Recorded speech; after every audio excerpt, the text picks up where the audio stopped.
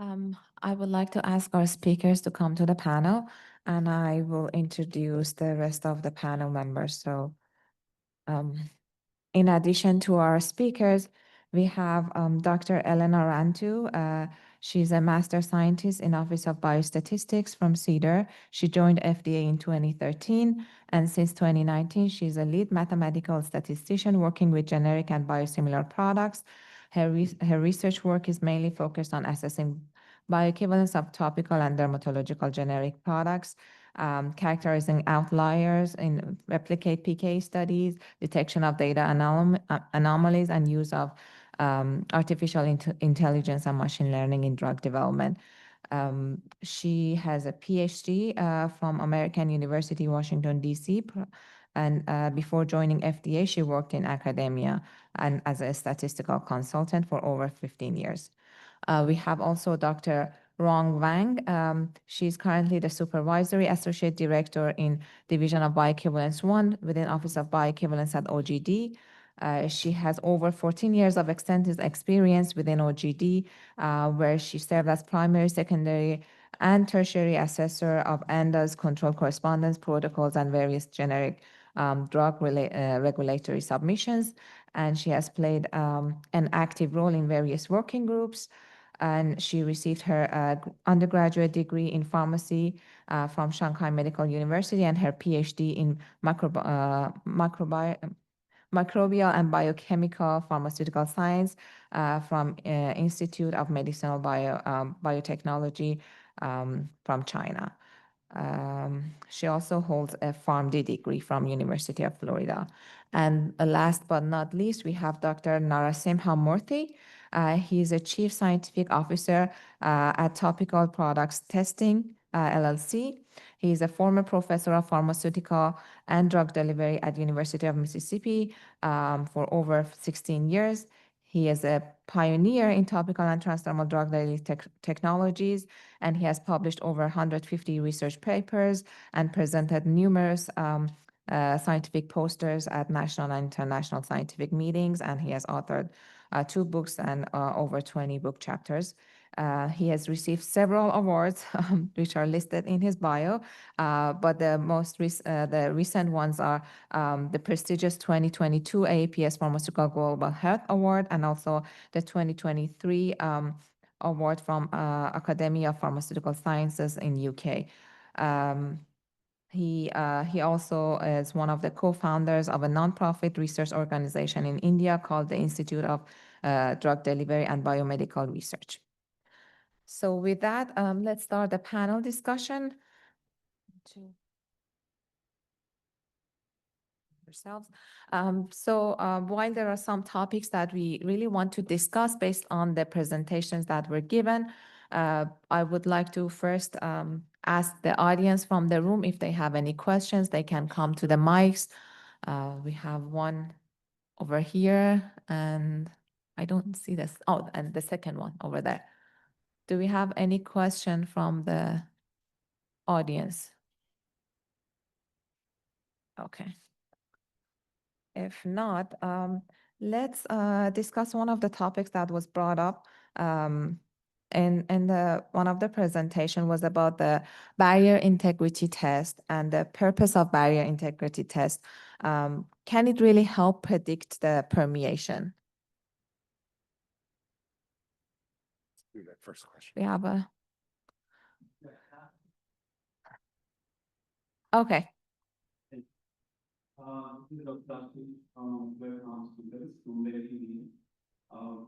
What I'm seeing here is the outlet research and having always a sticky issue, whether it is a PK or an ILPT. ILPT is more complex as we see. Just a thought whether because this outlet can come from a skin, not from a particular product. Talking when it's coming from the skin, then is it okay to screen those donors prior to start your development and validation, and to see if one particular donor is really not being problem? So can we remove that donor and select those donors and take it forward? Thank you.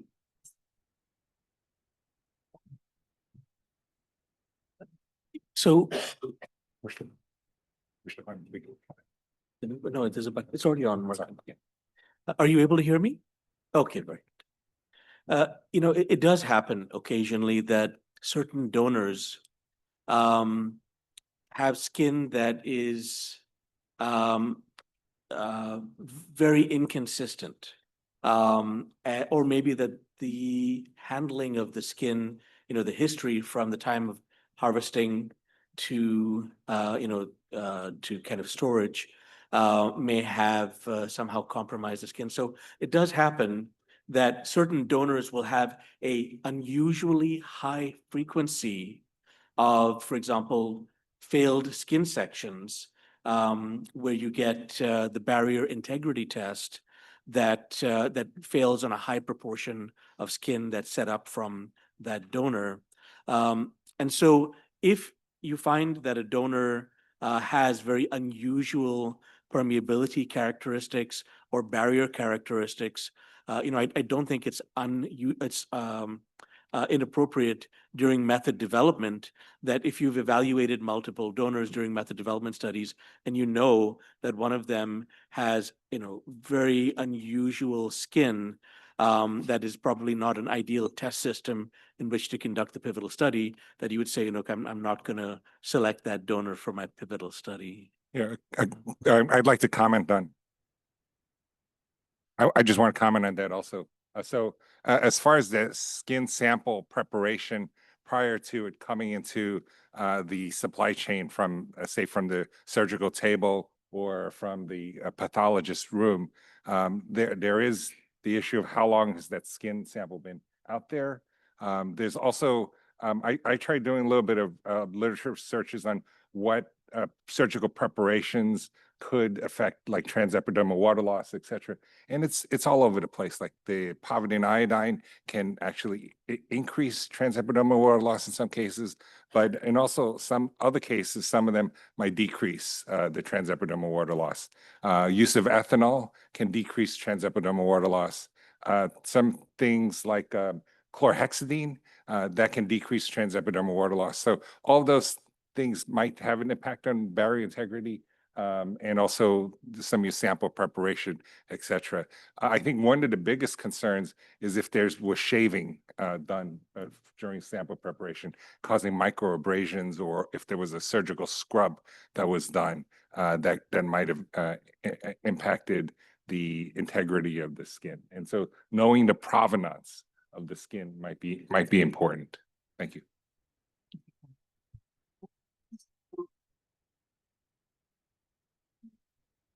This question might be, when I was in grad school, I was doing pattern 2 monolayer permeability study where we have a so-called tier TFR to measure the resistance of the permeability through the capital monolayer. And once we get to certain level tier values, we see, okay, this is a proper condition to further conduct the permeability study. I'm not aware for our skin whether there's such sort of, methodology or techniques are available to pre-establish the the skin condition to start with, but the condition to, to conduct the further proceed the experiment. That's this first question. Yeah. So I think the TER, the transepidermal electrical resistance, and also we use what is called the TEWL, which is a transepidermal water loss, where, as part of the guidance recommendations, you are required to do the TEWL to ensure that that particular skin that you load onto the cell has a certain, below a certain threshold. So that is already in the guidance. So you need to make sure that there are no inherent damage to the skin that can cause compromise either on the, if you're using an impedance measurement, it could be electrical resistance, Or if you're looking at transepidermal water loss, there are meters that can actually measure that, and that's part of the process. Just to the previous question, I just want to make one sentence, is that, can you pre-screen? I think the main challenge would be whether you are screening the sample with both test and reference or not, because that can create a bias. I think, like you just want to be careful about pre-screening based on what you want to use for the pilot and pivotal. As long as you show that there is no bias, it might be possible to look at skin, as Dr. Sam Raney said, how to take out the skin that giving unusual profiles. Hi, my name is Yang from the FDA. So I want to just follow up with this discussion about the skin integrity. We have done skin model studies comparatively among surgically excised fresh human skin, which has live cells in it, and also cadaver skin, as well as skin tissue cultures that are grown in the petri dish. And we have applied both technologies, for example, with the skin tissue models that are cultured in the petri dish. They're typically more permeable and less skin barrier, no dead cells on the surface. So we typically use the tear measurements just as the KCO2 cells to study their conductance or resistance so that we can understand which tissue place that has the good integrity for us to conduct any research downstream. Before the TWL are generally used for surgically live skin or cadaver skin. And with my past 15 years of transdermal IVPT experience, I would say empirically, we typically pick the skin transdermal water loss value no more than 10 units instead of 20, which I saw from Dr. Bhatt's presentation. He showed the frustration of so many outliers in the data that like he's asking for what to do with the data. How can we include outliers? But if I look at the earlier slides, I noticed that all your skin criteria for TWL is at 20, which I've seen a lot of skin that we obtained, procured from the commercial source. They are within 10 and 20, but they're not really reliable for most of the time. So that's why we keep narrowing down the criteria and fix at 10 instead of 20. So just a comment about what the frustration could be resolved easily by screening the skin. Thank you.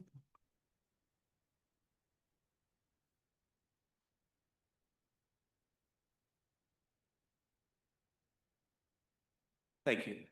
Just a quick follow-up on the previous comments that while it is realistic that there are sometimes donors whose skin is fundamentally problematic.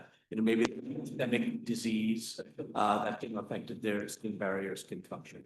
But what we also want to be careful of here is that you don't end up in a situation where there is suspicion about cherry picking donors within whom you can show bioequivalence and putting aside putting under the rug donors that don't give you the answer that you want.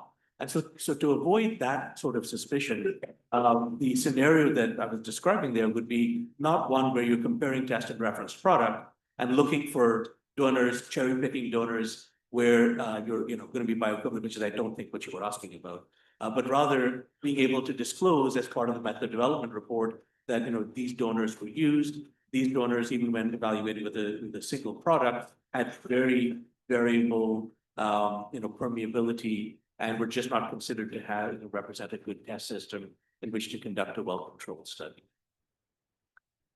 Okay, since we are on the TWL topic, Sam, maybe you start with you. Can you give us a little bit insight what to expect from these kind of tests if all of the TW values are within the acceptance criteria? Does it mean that we don't have any aberrant data? And also, is there any value of measuring something like TWL throughout the study, like in the beginning, in the middle, at the end?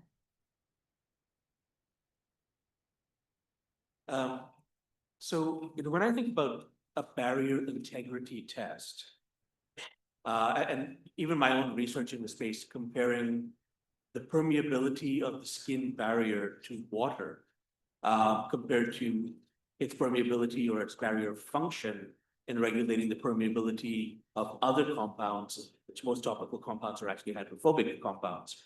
I see the question of barrier integrity, which is just the intactness of the skin, as being somewhat distinct from the question of barrier function, which is really modulated by the molecules that combination of lipids early in the intracellular spaces and physiological organization of the stratum corneum, diet, genetics, a variety of other factors that for that individual creates a particular physical chemical environment that modulates the permeability of different compounds with different molecular weights, different molecules, modulates those different compounds differently from one donor to another. That barrier function is not something that I think you could really predict just based upon a water permeability measurement. There's a theory that we've evolved the stratum corneum in order to exist in a dry environment. We're comprised of mostly water, but we don't desiccate when we exist in a dry environment because the homeostasis of regulating water vapor is really a function of the stratum corneum. And that's why it's a very good measure of barrier intactness, barrier integrity, as sort of a basic control of the system. But it's not necessarily a very good predictor of whether you're going to have high or low permeability for a given subsequent compound. But that's a more complex question. It may correlate in some cases, but not in others. That's been my experience at all. And I think it's valuable to kind of think about that distinction, because even as we say in the guidance, the purpose of the test, of the barrier integrity test, is not to kind of pre-select to reduce the variability of the study. It's really to evaluate the intactness, the competence of the barrier. Yeah, but Sam, if you have the same barrier function for the samples across the board, and you're comparing test versus reference, you're going to get a very similar application. I think my biggest concern is when you see that one sample that's out of line, and there may be a micro nick, for example, that caused that concern for that single sample. So that's when you have the biggest concern, and that surgeon or the nurse that prepped that skin or the pathologist accidentally or unintentionally nicking that skin when they shaved or something like that. That's going to lead to that outlier. Potentially the hope is that the barrier integrity test will identify a skin section where you have an actual, laceration and necking. But it may not, and in fact, the formulation applied on the skin may exacerbate that. Equally, it may not be so much that it's a nick, and many of these outliers may not be visually apparent or even a function of the integrity or the intactness of the skin, but rather more kind of physical, chemical, micro-regional variation where, I hit the coffee table really hard that day and I really, my skin took quite the beating. It healed, but it was never quite right. That now particular skin section gets used in the study, and it found some other ways to kind of create a competent barrier, but it's not really a normal piece of skin.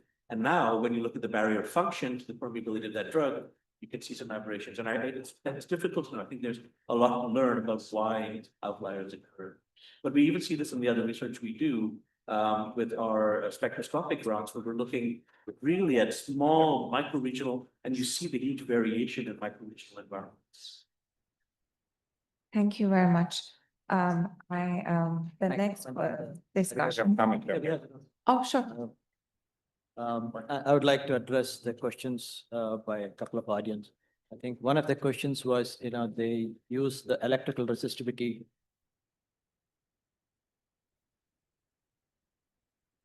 They use the electrical resistivity for measuring the intactness of the cell layer on a layer.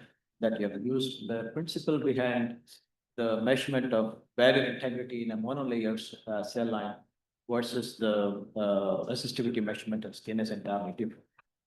There you are putting the electrodes, horizontally and looking at whether the intracellular matrix is completely formed, the joint junctions are the joints are completely formed, proteins and all that intact and such things. But here we are looking at the integrity of the membrane, putting the electrodes across the skin section. And yes, there is a suggested value, cutoff value in the guidance as 15 grams. And, there is literature out there that suggests 10 and 20. Okay, that's something, that's something, it is instrument dependent. And it's also something that you need to standardize with the setup that you have. There is a question about the impact of equilibration on the barrier integrity measurement. First of all, I agree with Sam that it's just a qualifying test. It's a yes or no test. It may or may not correlate with the amount of drug that permeates into the receiver medium. Impact of equilibration. When we talk about equilibration, there are two factors here when you mark the skin. One is hydration, the other one is temperature. Unless these two things are consistently maintained, if you measure the PWL or the electrical resistivity, you wouldn't get the appropriate values. And then I also wanted to make a point from my personal experience that electrical resistivity, basically you're measuring the ionic conductance across the skin. And TER and the TWL is basically the water gradients that drives the water permeation across, and both of them are important. When I set up the permeation testing, I do both the evaluations. I have cutoff values for TER as well as TWL values. That's how I'm able to get a much consistent flux data compared to when I used only one as the tool for measuring the integrity of the skin. Those my comment. Thanks, Dr. Murthy. So the next question, which was mentioned in one of the presentation, was when many times when you do submit IBPT studies in the ANDA, you may get some deficiencies and you need to repeat part of the studies. And if the RS product is expired, what shall we do? Maybe Dr. Wang, can you respond to this question? So the question is when the applicant received the deficiency and was asked to repeat the study, but the RLD, the reference standard has expired. I think ideally, we would expect the applicant to use a new, unexpired RLD in the repeat study. I think I also would like to expand the question on the expiration of the test product when the applicant received the deficiency. I think usually there are two approaches. The applicant may still use the expired test product, but they have to provide the data to demonstrate the aged test product biobatch still meets the quality standards, the stability, when they conduct the repeat study, when they repeat the study, the aged biobatch still consider as stable, as unexpired. And another approach would be manufacture a new batch. And in this scenario, we would consider, because they repeat the study, so we need to look into the data to see how we can bridge the study conducted on the new batch with the new data, with the old data, the original data conducted on the original batch. Thank you. Thank you very much. Let's hear a question from online audience. So we had a couple of questions related to what is the relationship between IVRT and IVPT, if any? So as I was discussing in my presentation, and I think Sam also referred to it a little bit, within the scope of our characterization-based approaches, we recommend, we are trying to design a prospective generic product that is extremely well matched to the RS. And we do that by first making sure that the formulation of the reference generic product is extremely well matched, which is where the no significant difference standard comes in. Then we have the microstructural characterization, where we are really trying to ensure that, yes, the two products have differences in manufacturing processes, but the ultimate end results, the microstructure, the globule size distribution, the particle size distribution of this test product is matched with the reference product. And then we have the IVRT. And the IVRT is not biorelevant. And I'm going to say this again, the IVRT is not biorelevant. The recommendations in our guidance recommends a non-limiting membrane and typically a hydroalcoholic receptor solution. So all we are trying to understand with the IVRT study is if the release of the API from the test product is well matched with the release of the API from the reference product into an hydroalcoholic medium across a non-limiting membrane. But that in no way correlates with the local bioavailability that we expect to see across skin. So where IVPT really comes in, and for a very small subset of we have a characterization-based approach recommended in about 90 guidances. And like I said, IVPT is only recommended in 31 of those instances. Where IVPT really comes in is the formulations are more complex. A lipophilic molecule may be distributed in the oil phase, may be distributed in the, some of it may be in the aqueous phase, and differences in manufacturing processes may influence the distribution of the API in this formulation. So we really want to understand in cases of IVPT, as the formulation is undergoing metamorphosis, is the amount of drug that is available from that formulation and into the screen comparable between the test and the reference products. So that's where we see IVPT playing a role within the scope of our overall approaches. And again, we treat IVRT as something that is very robust and discriminating, but it is not biorelevant, and IVPT as a more biorelevant setup where we can really understand the interaction of the dosage form and the skin. Lakshmi, the cost estimate that you provided, is that a package deal with IVRT and IVPT, or is that just IVPT? Depends on who you talk to. But primarily, I mean, I was mostly focusing on the IVPT studies because they are more, equipment intense. You need, automated systems for doing the IVPT studies. I think the cost comes mostly, what I mentioned was for the IVPT studies. Just to give you a guidance on the IVRT studies, it could range anywhere from $80,000 to $130,000, $140,000, depending upon who you go to again. Yeah.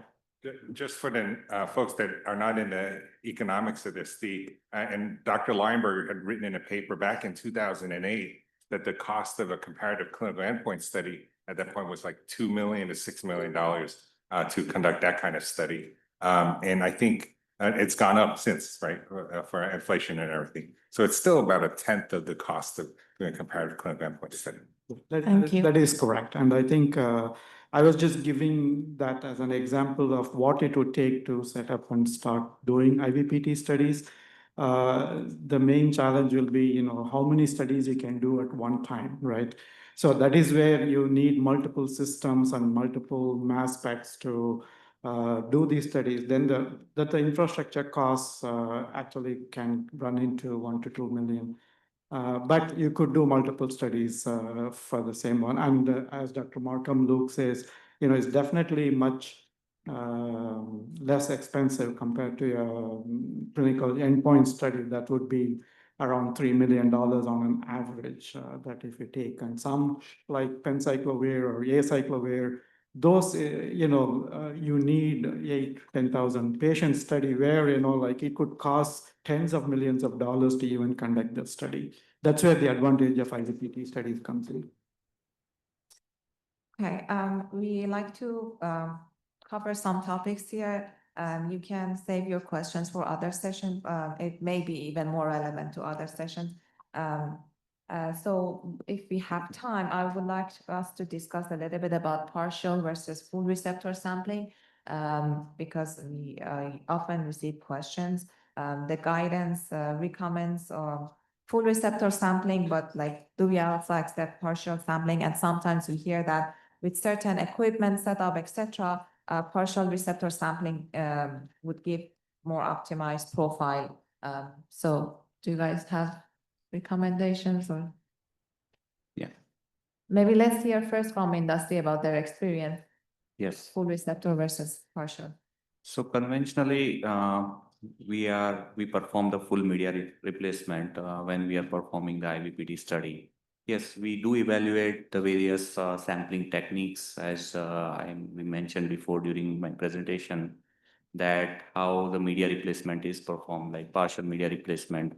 But we have to be really careful while we are performing, because considering the dynamics of the IVPT, when the permeation is significantly low for several molecules, performing the partial media replacement will lead to analytical variations at such low nanogram, picogram levels, which will lead to a false interpretation of the flux profiles and the cumulative permeation profiles.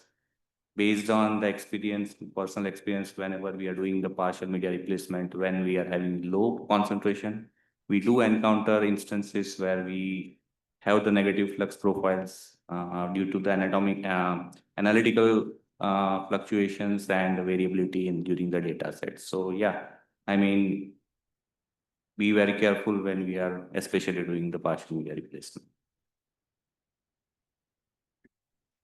Yeah, again, just to continue on that, I think I agree that partial replacement is not advisable, even from my experience. We have conducted full replacement versus partial replacement and found that the full replacement always gave a lot more reproducible data.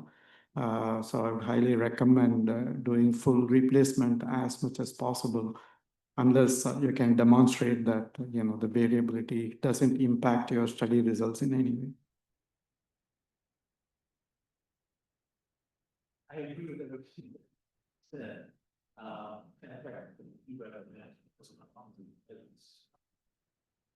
But I think it is important to qualify. This is really important.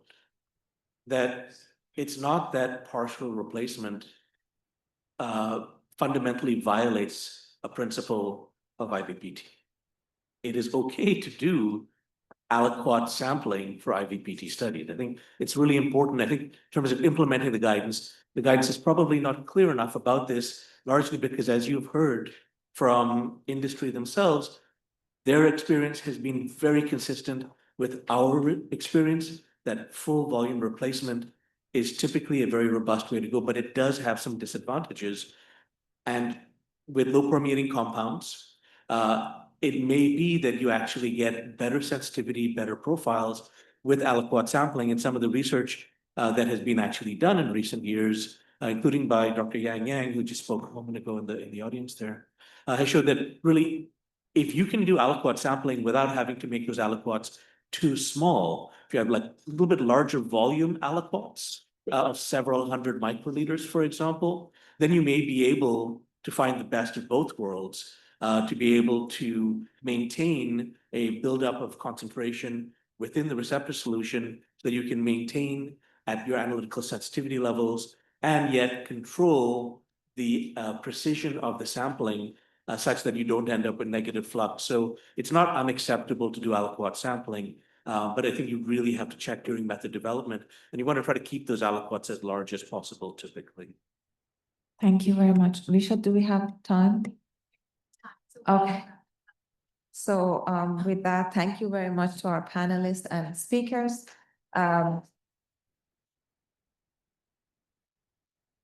We have 10 minutes break and then we're gonna come back for session 2.